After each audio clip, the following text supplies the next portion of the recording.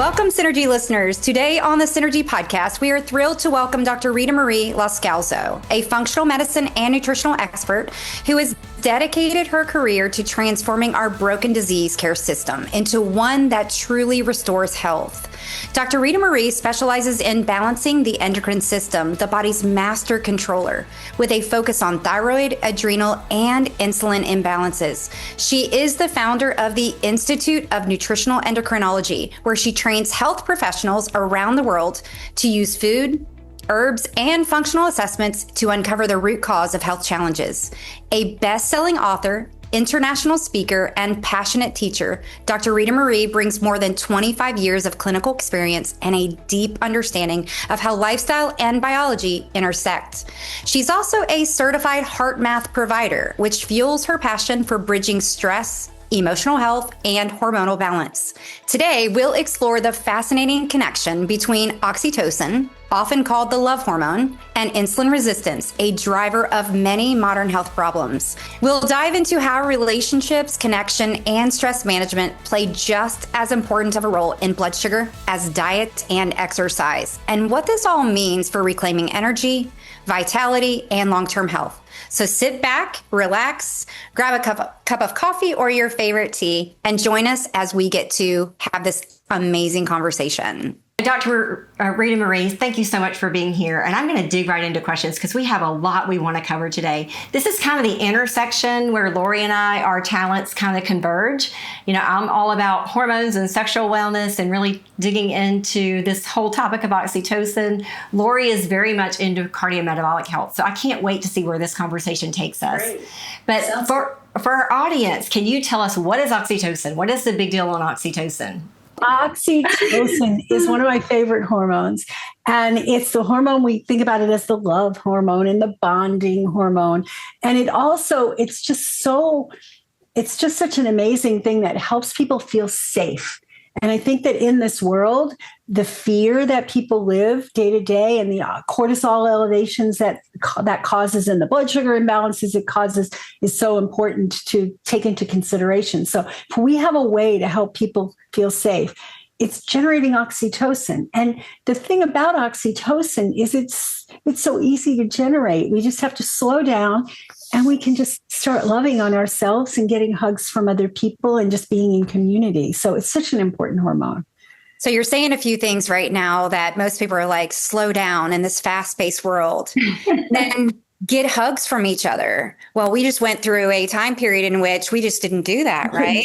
So, those are both in opposition of what we need to do. And so how did you first of all fall in love with this area of hormones? Because there's so many you could have chosen from, and probably do get into those. I get into all of them. Right? Yeah. So, but how did you settle most recently? Because you told us you're doing so much work in the area of oxytocin right now. Like, how did that one become so important and something you're talking a lot about right now? Yeah. So how did it become? It's not that I settled on it. It's that my biggest love has been metabolic health, and insulin has been my hormone of choice that I really am involved in. And then what's the insulin and cortisol connection, and how does that connect to thyroid and adrenals, and how does that connect to sex hormones and sex drive? And when we're living in a life of fear and we're disconnected and we're stressed out, what goes first? The sex drive, the sex hormones. Infertility is at an all-time high.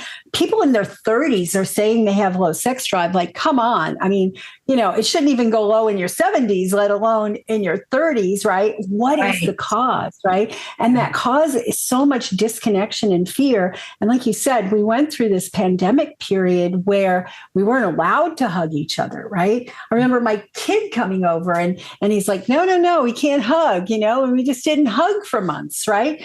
And like, this is ridiculous. And we're getting more and more disconnected. Depression rates went up, and it wasn't just financial, and it was lack of connection. Yeah. We thrive on that. So I got, the reason I've been talking a lot about oxytocin lately is I talk about all the hormones, and I say the one overlooked hormone is oxytocin. We think of it as milk letdown and in labor, and, then we think of love hormone, but all those little things that we can do on a day-to-day basis to help oxytocin, which then helps lower the fear. And increase the feeling of belonging and increase the feeling of safety, which is what we all need. We need to feel safe in order to be healthy, in order for all of our hormones to be balanced. And so that has an effect on blood sugar. So when oxytocin goes up, we can regulate blood sugar better, right? It lowers the level of cortisol. When oxytocin is low, cortisol is high, and cortisol raises blood sugar. So that's all, in a nutshell, the connection that I see. But I'm fascinated with all the hormones, but how they connect. And the one that's really gotten me over the last 10, 12 years has been insulin, because I think it's so overlooked. And it's such a contributor to all of our major diseases. So true. Oh, yeah. Mm-hmm. It is. And we're so glad that you bring that up, because I do think that as in traditional medicine, there's that ideology or that the way of practicing of just putting blindfolds on and treating, thyroid as an independent entity, or, each of those hormones as independent entities. And what you're saying right now is that they all are, there's crosstalk. They all affect each other. And what I actually hear you saying right now is insulin is a primary driver of most of them. Yeah. I would so agree with that. We use a lot of continuous glucose monitors in the office. And, it's so just eye-opening for patients to see point in time what's going on with their stress response. Because historically, we've done a lot of cortisol testing, right? We do a lot of blood sugar, insulin, hemoglobin A1C testing. But for them to be able to see point in time what's driving the dysregulation, it's like those light bulbs start to go off. And so I'm super interested now to go back to my patients wearing continuous glucose monitors and say, slow down, get a hug, and let's see what happens to your blood sugar. See what happens to it. I haven't done that one before. I've told them to slow down, take some deep breaths, monitor their stress, all the things.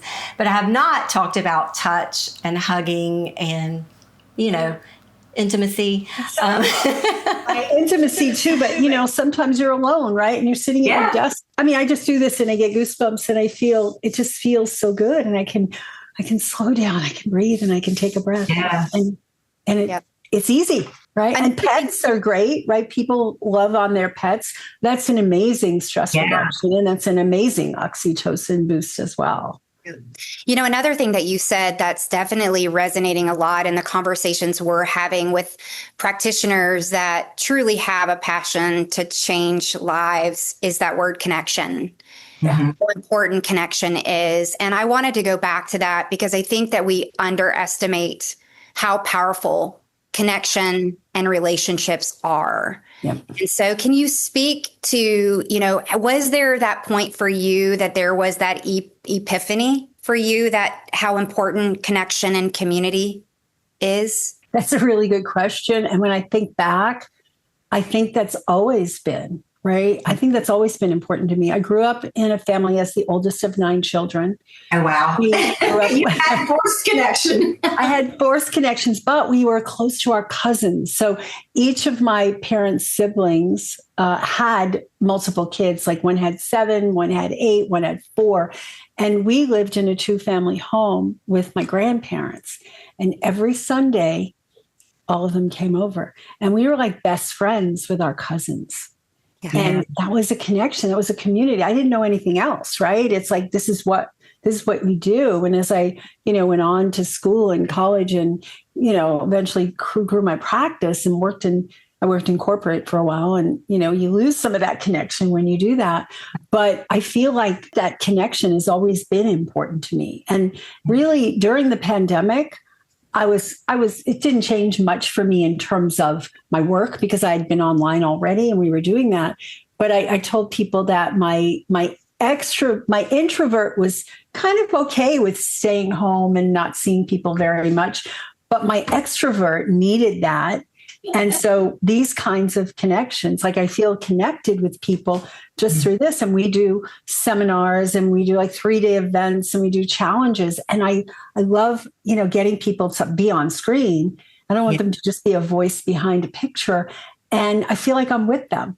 We've done a lot of in-person live events, and it's a hug fest, and it's so great to be with people. And I think that's part of the connection. And I'll say one more thing with, I have group programs for people, health seekers, we call them, who are like wanting to get their health back, and they fall in love with each other.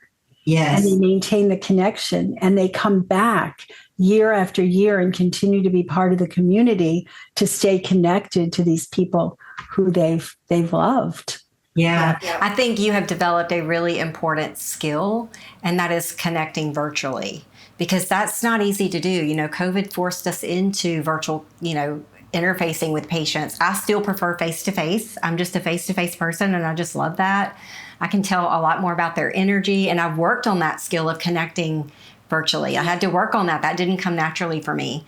So I just appreciate that in you. That's powerful. Yeah. And we know, and you look at blue zones, and you look at some of, the places that have the highest amount of, or the best health and longevity, if you will.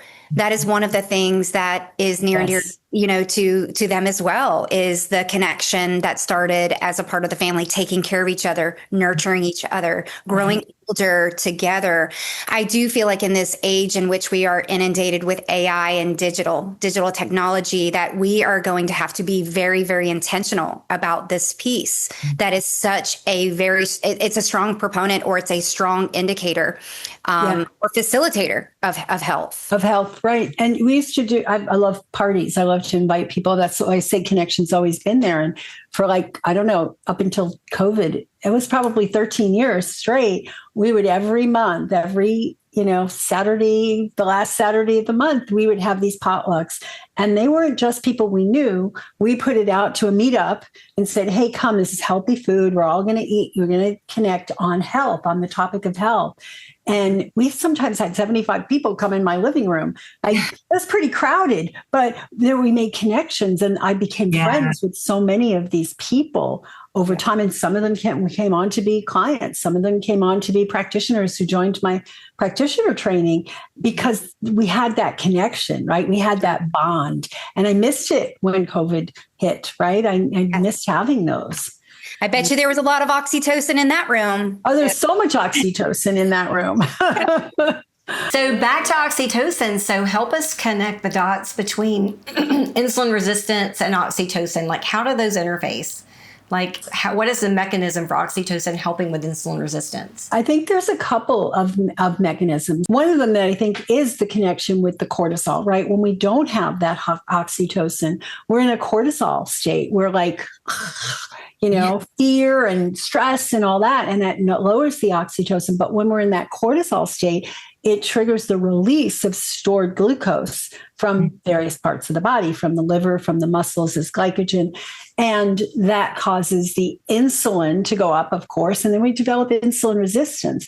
And some people develop insulin resistance even with fairly clean diets, right? Yeah. Because of the stress, the continuous stress, right? And oxytocin actually has been shown in some studies to improve the sensitivity of the cells to insulin, right? So it helps to reduce insulin resistance, right? Which is, I think, 93% of the population has it in some form or another, according to studies at the University of North Carolina. So we need to have that oxytocin to help maintain appropriate insulin sensitivity, right? So that's really important. It's powerful in keeping the blood sugar regulated and metabolic health overall. I love it. So I just heard a recipe, guys, for keeping your insulin under control. So after dinner, we used to tell patients, go for a walk, 10-minute walk after dinner at a minimum. I'm going to say hug it out after dinner now. Hug it out. I like let's hug it out after dinner. Then go on the walk. But let's see what hugging it out can do, because I do think there's power in that, right? There's power in touch. There's power in driving oxytocin up. You will feel better. Your mood will be better. Absolutely. And go out after dinner with someone you love and hold hands, or arms laced around each other. That's going to be stimulating the oxytocin and getting the oxygenation tissues and all the other benefits of walking and burning off the glucose you just put into your system. Is there a certain age to which oxytocin begins to decline naturally? You alluded to seeing, sexual interest decreasing now earlier and earlier and earlier.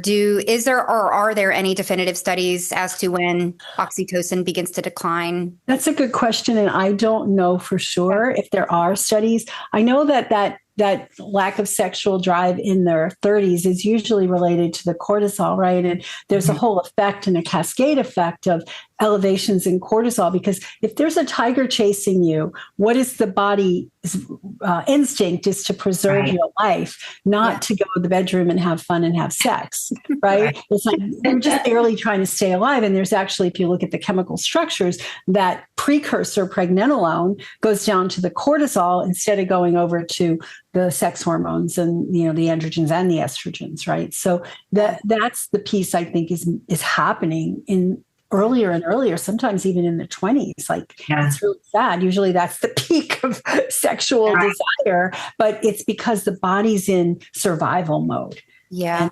And, sex is not the most important thing when you're in survival mode. Right. And I would imagine that in our day and age of teenagers, not to hound them too much, those of us that are parents who have raised teenagers, right? The staying in the room, more on games. I'm just thinking that, a lot of that isolation is leading to and contributing to younger and younger type 2 diabetes. That's a great observation. And then, as you said, that isolation leads to lower oxytocin, right? Because you don't get that by sitting and pounding on. My youngest son is 27 now, but when he was a little kid and even into teenage years, he loved hugging. He loved climbing in bed with us. And it was like he's 12, he's 14, and still sometimes in the middle of the night, he'd climb into bed and go, "You need a bigger bed." I'm like, okay. And then I was like, he's got an oxytocin. He needs oxytocin. This is what he thrives on. And then once he had girlfriends, he didn't need to climb into bed with us anymore because he had the girlfriends to get the oxytocin fix from. Yeah. So, I just wonder about that, with them sitting alone in their rooms and on devices all the time, that can be contributing to lower oxytocin. It certainly is stressful because we know that that high, dopamine rush all the time from games and stuff, that is going to contribute to all of the imbalances in all the hormones and the neurotransmitters. So, that could be very well. I don't know of any studies, but I'll go research on some of that. I don't know if there are studies on that. And if there's a natural decline, I know it's certainly going to be higher during our reproductive phases, right? Because it's involved in milk letdown. It's involved in, the stimulation of the uterus to expel the baby when it's time, but I don't know if it naturally goes down. But I think there's so many things, even just being in a circle. I've always had a women's group that we used to meet once a week even, and then we got to once a month in person, and then even during COVID online. And there's just such an oxytocin fix to meeting with a community of people where you're sharing, even though you're not touching, you're sharing and caring. And that oxytocin is palpable. I wish there was a meter, like a glucose meter, for all of our hormones. We could watch what's happening to cortisol, what's happening to oxytocin, it'd be really interesting. I don't know of any home test kits for oxytocin. Yeah. I haven't heard of any either. But we teasingly say right now, if there was a device for it all, we would probably have it. Geeks like that. Our spouses are like, one more thing, really? One more gadget. One more gadget. We got the ring, you got the band, you got the radio, all of this stuff. But I think personally, people can get overwhelmed with that and can get too much into the tech. But what I think I see is what you said right at the beginning is things that empower people to take action, right? I was terrible at sleeping. I thought I don't need sleep. I eat well. I exercise. I don't need sleep. And then I realized when I got my first CGM, I didn't get my first CGM. It was when I started to test my blood sugar more regularly about 15 years ago. And I'm like, oh, what's going on here? Why do I have insulin resistance or signs of insulin resistance given how good my lifestyle is? And I went, oh, that 3 or 4 hour a night sleep habit, you really do need it. And then I started to do it. And so when I got my Oura Ring about 7-8 years ago, I started to really focus on sleep because part of it is the competitive stuff. It's like, I got to be better than myself, not competitive with other people, but with myself to better myself. And it's like, oh, I got to get that score higher. Oh, but now I'm committed to 7 to 8 hours of sleep a night and sometimes more than 8 hours of sleep. And it's made all the difference in the world, right? Absolutely. Sleep is so important. It's our superpower for recovery, repair. I feel like we're not winning. We're not winning by skipping those hours on sleep. We used to think we could get away with that, but it's just not the case. We're sacrificing years when we do that. So I agree. Absolutely. Sleep is so important. Yeah, absolutely. And the thing I didn't realize that most people don't realize is even one night of bad sleep in an otherwise healthy person creates insulin resistance. It's temporary if you go back to your normal, but that next day, so I always tell people, if you have to, you were up late with a kid, you have an emergency, you don't get enough sleep, then be careful with what you eat the next day. Right? Because your body won't handle carbs at all. And that's one of the nuances that we teach regularly. I'm glad you brought that up because they're like, I ate the same thing I did yesterday, or I ate the same thing I did, last week. It didn't have the same effect. Right. Why wasn't that? Or, why was that? Why did that happen? Well, look at the other circumstances. How long did you sleep? How well did you sleep? Right. So that's a really, really good point for people to hear, because I think sometimes they just think it's all about, and I will always teasingly say it's about the Snickers bars or, whatever else you ate. And the reality is I think we all know those things when we're trying to better our blood sugar, but what we don't know is these other nuances. Exactly. Sleep, stress, timing of meals, activity level, and occult infections. Those are the things that'll get us beyond food, right? In the world of glucose management. So important. So Lori and I both have a food first approach to our clinic. So anytime we're working with patients, we want to make sure that we're addressing what they're putting in their mouth, the quality of the food that they're eating. Are there foods or nutrients specifically to help drive oxytocin? Well, I think if you think about that, you got to think about what other things. So if you look at the foods that affect cortisol levels and insulin levels, that's going to make a big difference, right? So what ones would they be? Well, certain foods like omega-3s, for example, right? That keeps the balance. The omega-3s keep the cells more sensitive to insulin.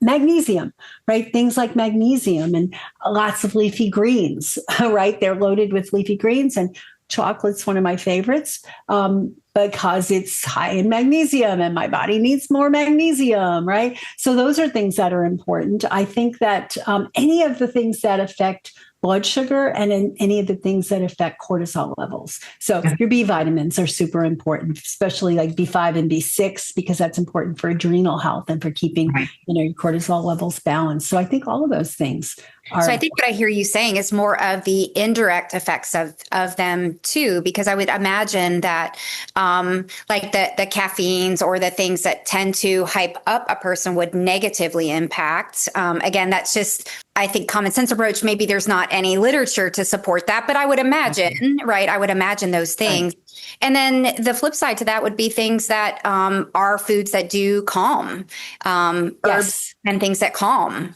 would be beneficial for oxytocin. Yes, absolutely. And maybe aphrodisiacs, things that make us I was wondering if there's an aphrodisiac list. Yeah. And I don't remember it off the top of my head, but I did a blog article on some of the aphrodisiacs, right? And that's it's important. I think it was a Valentine's Day article a few years back, but it's like things that make us seek out more loving relationships. And like you said, calming, things that make us feel good and calm are good ones for that, I think. And February is the month of cardiovascular health and love. So this is a perfect topic, right? For that. Good for your heart, good for your soul, good for your fill in the blank. Exactly. And, things that affect our heart. I mean, we know metaphorically the heart is the seat of love, but they're finding more and more that it's more than metaphoric, right? Yeah. And so anything that inflames our endothelial lining is going to be have a negative effect on our emotions, right? It's going to keep us in a fire emotion versus a calm emotion. So any of those, and maybe looking at, like from a Chinese medicine perspective, some of the foods that are more water element or calming, earth element and versus fire element type foods. Yeah. So that endothelial lining that you're speaking of, we know the direct insults of insulin resistance on the endothelial lining. And, some of our guests probably understand and have heard us talk about the resistance, if you will, and the glycocalyx, if you will. But what are some of besides oxytocin, are there specific things that you have seen in your practice that improve the endothelial lining? Because circulation and heart and blood flow are all really, really important. Really important. Yes. So anything that's anti-inflammatory. So foods that are anti-inflammatory, the omega-3s certainly anti-inflammatory and calming. They're anti-spasmodic as well. Magnesium is super important. I would say that things like ginger and turmeric and boswellia and other anti-inflammatories. And again, you have to choose the right herb for the person. Sure. There's not like a one size fits all, like this herb does this. No, it's what herb is going to balance what's out of balance in that particular person, right? But things like, I think just things that are high in phytonutrients, for example, right? Like the greens and, the colorful vegetables, eating the rainbow, all of that stuff protects the endothelial lining. And we need to have a smooth and, nice endothelial lining that doesn't have the nicks and the crannies that those lipoproteins can get embedded in and start to create plaque and unstable plaques. So that's important stuff. And we need to avoid those things that are damaging, right? The oxidized fats, trans fats, foods that are processed and chemicalized and all that stuff.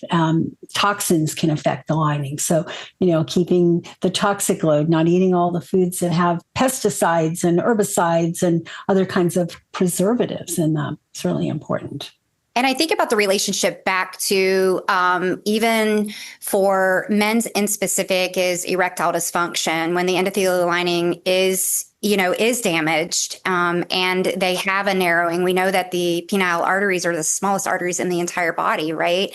And so I'm just thinking about its relationship back to what we were just saying is, you have a reduction in oxytocin, right? Not really wanting to have, and maybe some hormones, sex hormones that are depleted at the same time as endothelial. And nitric oxide, right? And nitric oxide. Nitric oxide is what protects the endothelial lining and is also what, dilates those vessels and dilates the vessels in the body, and lowering the blood pressure and all that. So all of those things are super important. So as you mentioned earlier, your greens to help support nitric oxide production, not using mouthwash. Mouthwash use has been associated with decreased nitric oxide production because of the way it damages your good, healthy microbiome, right? And so you're not making enough nitric oxide. And then even supplementation with nitric oxide, we have a nitric oxide support supplement, Neo40, that we just love for that purpose because it is a lozenger. And so it stimulates that whole nitric oxide pathway in a good way. But to Lori's point, it's kind of the perfect storm for men, right? As they see oxytocin go down, insulin resistance, endothelial lining changes, erectile dysfunction. And for females, it shows up as vaginal dryness, right? Lack of libido, vaginal dryness. We always think of estrogen, and that's important, really, really important. But these other hormones are playing a part in that too. And so it's not just about estrogen. No, not at all. Right. Yeah. And DHEA is super important. Even women don't really play that up, but DHEA and vaginal dryness is a huge Absolutely. component. Yeah, absolutely. Yeah. So what about, how does thyroid play into oxytocin? Is there a relationship in thyroid dysregulation and oxytocin challenges? So thyroid, we produce T4 and T3. And I think that there's such a connection between thyroid and adrenal function that we need to be really aware that when we have adrenal dysfunction, when we have overstress, when we're in that fear mode all the time, we're producing lots of cortisol, or we're needing to produce a lot of cortisol, but we can't because we've drained the swamp, so to speak, or drained the system, then we have this imbalance in the thyroid, right? So the thyroid receptors get inflamed when we have excess cortisol, or we have not enough cortisol, but they get inflamed, the conversion from T4 to T3 gets impeded when we have excessive cortisol production. And so that cortisol gets dominates over the oxytocin when we don't have enough oxytocin. So that's one thing people don't recognize, is that when you get the body in this safe place, there's this interplay between all the hormones. And thyroid is such an epidemic these days. Yes. Right? But they're not looking at it, in my opinion, they're not looking at it the right way. They're like, you're not producing enough T4. Let's just give you Synthroid. That's not where most thyroid dysfunction comes from. Most of it is either autoimmune or receptor resistance or conversion problems. Absolutely. Yeah. We definitely preach what we practice. And we're loving it right now because this is what we teach every day to our patients. And oftentimes we do see people coming into the clinic that they've already been prescribed thyroid hormone and it's driving down their adrenals. And they feel wired and tired and they're just not getting better because they really haven't fixed the foundation, right? They haven't fixed the foundation. Exactly. They haven't addressed the real root causes. That's right. They're just like putting band-aids. Yes. And it is causes. There's usually not one root cause. Right. Usually That's not. Right. And so we need to address that. We need to look at how do we balance, right? I think conventional medicine is taught in what's the symptom? How do we get those symptoms to go down, go away, whether it be just by a medication that suppresses the symptoms, which is the worst possible, or by looking at, let's cut this out. Let's add this hormone, or we'll add this. And it's not really addressing why does this, or what's the imbalance? That's not a word that's usually taught in conventional Western medicine. It's like, what is the imbalance and what do we have to do to restore balance? And so much of that goes back to foundations and back to the lifestyle and back to, is this person just not having fun? They need to add some fun and pleasure into their life. Are they stressed out to the max? Can we add some mindfulness practices and some meditation? They're in an attitude, not of gratitude, but an attitude of fear and blame, like victimization. And that's a huge piece of it. And of course, environmental. We have to look at their environment and what are the toxins in the environment. And of course, what are they eating? And I'm a food first believer as well. But the other things need to be addressed in addition, right? The food is it's something we do 3 times a day for most people, sometimes 5 or 6 times a day for other people. And every bit of food that we put in is a message to the body that either puts it out of balance or in balance. And we want to move towards imbalance. And that's what I just heard you say a little bit earlier too about harmony. It's hormonal harmony. Yep. It's homeostasis. It's getting the body back to, our bodies have this amazing ability to heal. Yes. And repair. And too oftentimes we are not giving it that care, what it needs. And then traditional medicine then sprinkles in a little bit of this and a little bit of that, one pill for every problem or a surgery for the solution rather than looking for that root cause. And so we do have, you've been in it for a long time. You've been doing this for a long time and we have been too, right? And so collectively there's some tiring years, tiring months, tiring weeks, tiring years doing this long time. But it honestly, would you say that it is, it adds value to your life being able to truly see change in people? Yeah. Oh my God. I mean, I don't find it tiring, first of all. Yes, there's a lot, but it's like, it's innovating, it's invigorating, right? Yes. And I live for that. That's what, when people say, I did this and now finally, and sometimes it's just a tiny little thing that they were missing, but by listening, and that's part of the oxytocin connection too, making people feel important and really, truly listening to them and then just saying, start with this. Start with that. And they get amazing results. And that's why I'm so passionate about not just working with clients to do that, but teaching practitioners to have those skills. It's not just about having good bedside manner.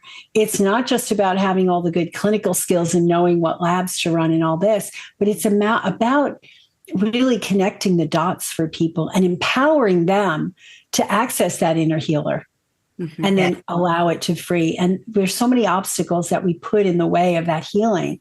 And some of them are, quite frankly, well-intentioned, but poorly directed, coming from medicine, coming from the doctors who are just giving them this pill or telling them that it's not their fault. And I'm not saying it's anybody's fault, but that they don't have any power over it, that they only need to look externally. And really, we need to empower that inner healer. I think as a provider, one of the fun things we get to do is sit with patients in that space and really connect with them. And I feel like if there can be an element of trust when you're mapping out their treatment plan, they get excited about it too, right? They're excited about making the changes and seeing the results that they're going to see on the other end. I think the challenge sometimes is that they know that our practice is a food first practice. We put that everywhere, so they're not surprised when we come in and we're monkeying with their food, right? And they kind of expect that. I think what they don't expect sometimes is us talk about the little things, how they start their morning, how much they're sleeping, the things that, their scrolling time that they're spending on social media that's keeping that nervous system just hyperactivated and really stealing their joy. And sometimes those are the harder conversations to have, where I think in the early days, the food conversation was the harder conversation to have. And so how do you approach that? How do you get them to really lean into the small changes over time that equal the biggest result? I think it's by educating them, connecting with them, but talking to them, not just saying, here's what I need you to do, but here's why. And here's how this body works. I mean, they understand how their body responds to different inputs and outputs.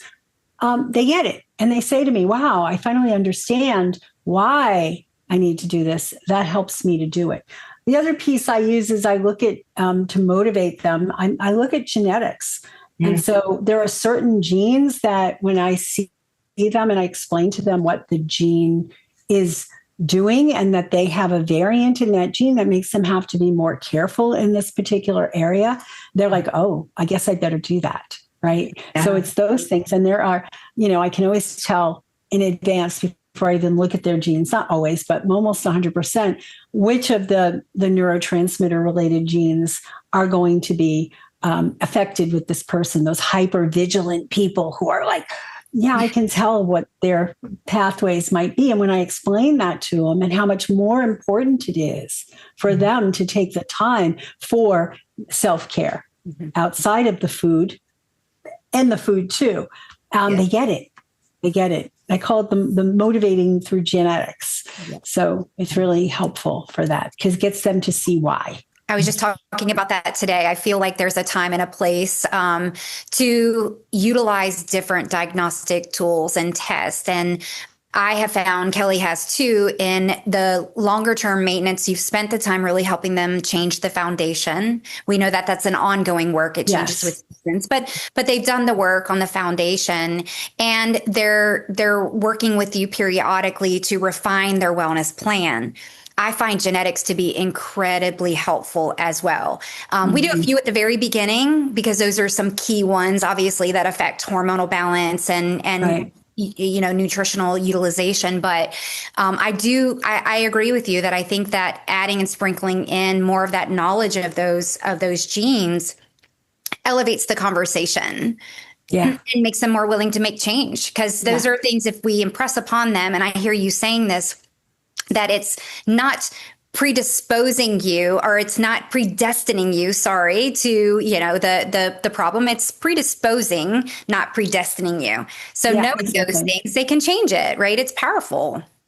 Yeah. And the genes are maybe 5% in most cases. So the 95% is the epigenetics that they have control over with every choice they make. Yes. Every day, all day. So it's really, I find it empowering. Do they have to do it? No. Can I tell, from talking to them? But it's when they see it, whether it's a lab or whether it's a gene, they see it with their own eyes. They go, oh, it's not just you guessing at what I should be doing.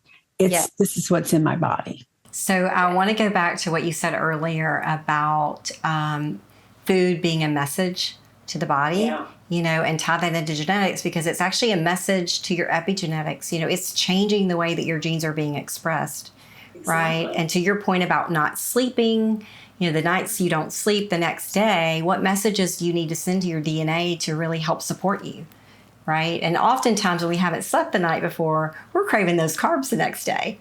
We're not really wanting the broccoli so much. And so if you understand that, though, it's easier to make those choices and see the results on the back end of that. So I love that you said that.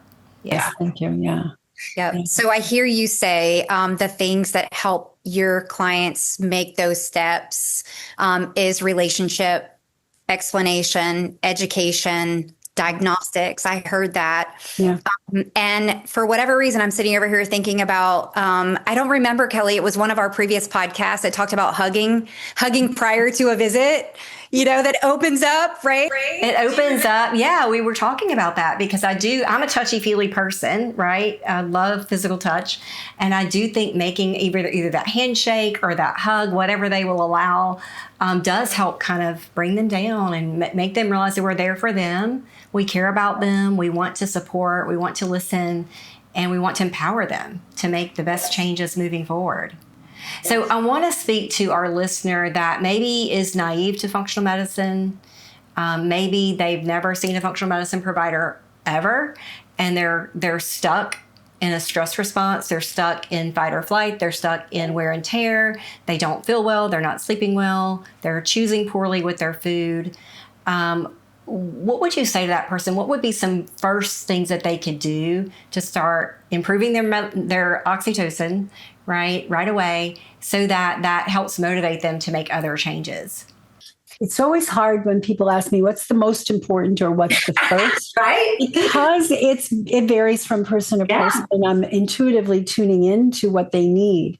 For some of them, it's just if I'm watching them and I'm watching them, breathe like that. It's like, let's just take a moment and let's breathe.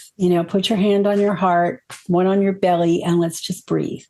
And teaching them how to just notice when they're in that stress mode and take a breath. Yeah. Or 2 or 3 or 5, but to get them, because some of them will do that. Some of them I'll do that and they'll go, okay. And now I'm like, you didn't breathe out. You just did part of the breath. So let's do a full breath. I don't have to talk until it's fully out. But so breath is super important. I'm so glad you said that. I've had the same experience in the clinic, right? Trying to get someone to breathe. You wouldn't think breathing would be that hard. I mean, we do it all day long, right? Yeah. But we are not breathing well. We are not breathing well. We're not expanding our diaphragm, right? We're not in coherence with our heart and our breathing. And it takes a toll. It sends a stress response continuously throughout the day. And so I think, breathing is a great place to start with someone like that. And you know what? The thing about it is, and you reminded me when you said about the coherence, is that the out breath is when we can settle into parasympathetic. The in breath is sympathetic. And we're trying to get them into more parasympathetic. So if they want to I explain to them what parasympathetic and sympathetic is and how important parasympathetic is for their healing. Can you go into that now? Can I go into that? Sure. Yeah. I think that would be good for our listeners that are naive, right? Okay. Yes, absolutely. Yeah. So the autonomic nervous system, that's not the part that we control. It's just controlled for us. That is 2 branches, the sympathetic and the parasympathetic. Sympathetic is what most people live in 24/7 practically, is fight flight. That stress response, that got to get the work deadline met. The kids are, this and that. I got to go get them at school, or I've got to feed them, or the finances. That's the fight flight. In the olden days, it used to be true stress, true fearful things, right? Like an animal chasing you. But now it's all kind of made up, really.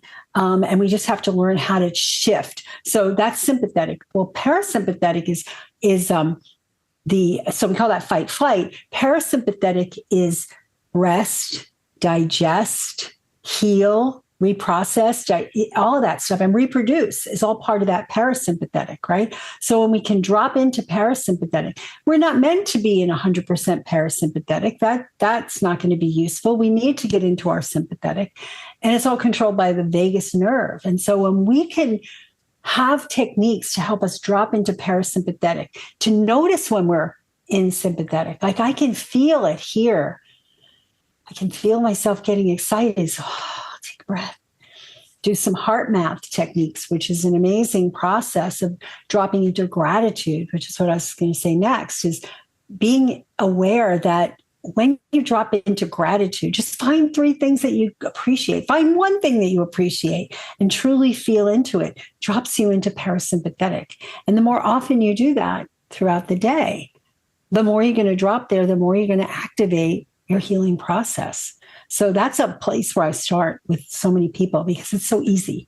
It is. So it's easy in theory anyway. Yes. And I heard you say you utilize heart math for that. Will you go into a little bit of why you recommend heart math specifically for that? Yeah. So heart math, the Institute of Heart Math has done studies for, I don't know how long time. I took their practitioner course probably 15 years ago. I don't remember exactly, but it was a long time ago. And it's basically a technique where you're utilizing the power of breath and the power of gratitude. And they've done studies where when you can use the power of breath and gratitude, things change, your hormones change, the enzymes, your immune system, your blood pressure, your heart, everything gets activated, in a positive way, right? So basically it's a combination of breathing and appreciation. And it's quick. The reason I like it is because you can slide it in throughout the day. As soon as you notice that you're going into stress mode, or just set an alarm that, at first, it's just every hour you try it and you just go into heart breathing, heart feeling, what gratitude. I teach people to remember a situation that brings back joy, or go to a place. Like for me, it's a beach. I love to be on the beach. Me too.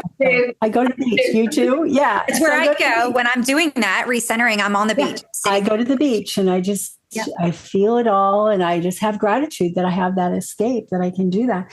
And, it's funny because if somebody says to me, how was your day?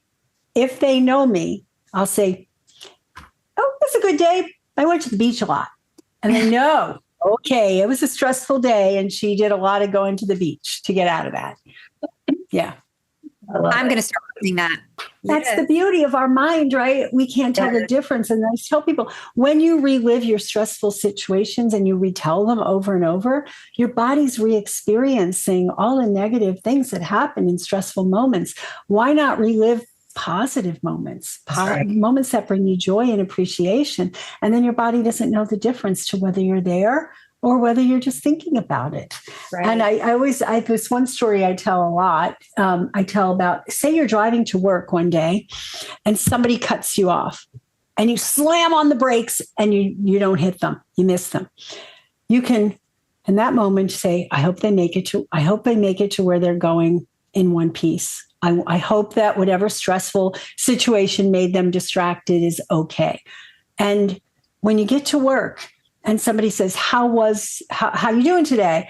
Most people will say, oh God, this idiot cut me off on the road. And you get all worked up. And I could feel that just mimicking that. I could feel it in my body. Instead of going, wow, it's going to be a great day. I was on the way in. This guy cut me off. I slammed on the brakes. I missed hitting him, and I hope he got safely to wherever he was going. What's a difference in how it affects your body, how you digest your food after that, how you think, because, stress turns off the the prefrontal cortex. Right. So it makes you more intelligent, more empathic, and, just much more useful.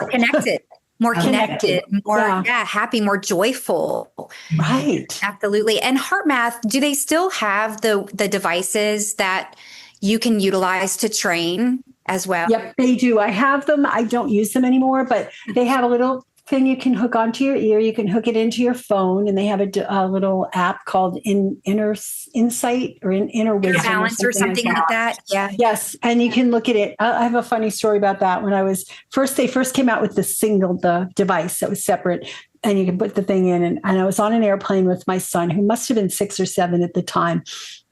And he said, Mom, what is that? So I told him, I explained to him what it was. And he says, oh, can I try? He said, sure. He took it. I read a book.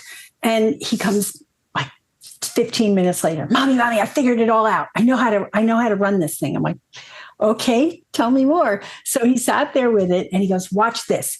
And he went, It looked like he was all tensed up and stressed out, and the whole thing went red. Everything went red. And he goes, now watch this. And he sat there and the whole thing went green. Right? He figured it out. Just, at that age. And he intuitively figured it out. I love intuitively figured it out. And from there, there were times when, when you have kids and they get, a little stressful, and my husband was traveling and I had 2 little kids, and something happened with his older brother, and I came storming down the stairs. He goes, Mom, stop, sit down. And I said, okay. So he goes, okay, take a breath. So I said, he goes, take another breath. I take another breath. He goes, Mom, we're going to be here for a while because we're going to have you do 10 breaths. I'm like, okay. He got it. He got it that he could use breath, and he was teaching me. I do love it. And I feel like there are a lot of adults who feel like, that's useless, that breath thing, right? And when you have a tool or a device that can show them that feedback, yes, you can't ignore it at that point. Exactly. Right. Seeing is believing. So I'm glad to hear that they still have that, because I know we have some listeners that may find that tool very useful to begin the retraining process. Absolutely. Mm-hmm. Absolutely. And see what it's doing to your heart, right? Look at what it's doing to your heart rate variability. So important. Yeah. So important. Well, Rita Marie, this has been an amazingly loving, inspiring conversation. We have loved to get to know you. But for our listeners, how can they connect with you? Like, what do you have going on? I know you have a lot going on. So let us know how we can connect after this podcast. Oh, I always have so much going on. My website is drritamarie.com, and I'm on Instagram and Facebook. We have coming up in just a few months in May, a couple months, right? This is February. Yeah. So a couple of months, we have something called the Wellness Reset Weekend.